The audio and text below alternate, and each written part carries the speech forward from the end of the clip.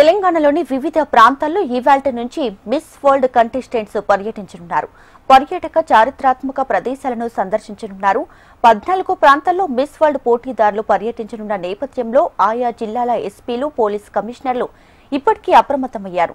బుద్ధవనం, లార్డ్ బడర్, చౌమహల్లా ప్యాలెస్, రామప్పగుడి, Yadagirigutta, Pochampally, Pillalamarri, Ramoji film city, integrated command control centre, Uppal stadium, Shilparamam తదితర ప్రాంతాల్లో అందగత్తెలు పర్యటించనున్నారు.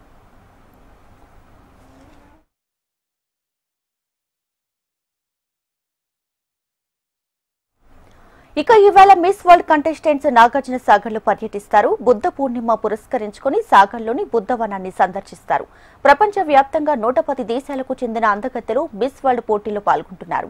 ఆసియా దేశాల నుంచి వచ్చినటువంటి వారు మాత్రమే బుద్ధవనం సందర్శనకు వెళ్లనున్నారు. బౌద్ధ మతంపై విశ్వాసం, బుద్ధుని చరిత్ర తెలుసుకోవాలని ఆసక్తి ఉన్న 30 దేశాలకు చెందిన మిస్ వరల్డ్ పోటీదారులు బౌద్ధ థీమ్ పార్కులోని స్తూపంలో బుద్ధుని విగ్రహాల దగ్గర జరిగే ఆధ్యాత్మిక కార్యక్రమాల్లో పాల్గొంటారు. ఆయా దేశాల ఆచారాలు, సంప్రదాయాల ప్రకారం ప్రార్థనలు నిర్వహించనున్నారు. ఇక సాగర్లోని విజయ విహార్ గెస్ట్ హౌస్ చేరుకుని ఫోటో సెషన్ తర్వాత నేరుగా బుద్ధవనం చేరుకుంటారు కంటెస్టెంట్స్. వారికి లంబాడా కళాకారులు సాంప్రదాయ నృత్యాలతో స్వాగతం పలుకుతారు. ఇక మిస్ వరల్డ్ కంటెస్టెంట్ల పర్యటన నేపథ్యంలో 2000 మంది పోలీసులతో బందోబస్తు ఏర్పాట్లు చేపట్టారు. హైదరాబాద్ నగర వారసత్వాన్ని, సాంస్కృతిక సంపదను ప్రపంచానికి పరిచయం చేసే లక్ష్యంతో రేపు చార్మినార్ దగ్గర హెరిటేజ్ వాక్ నిర్వహించనున్నారు.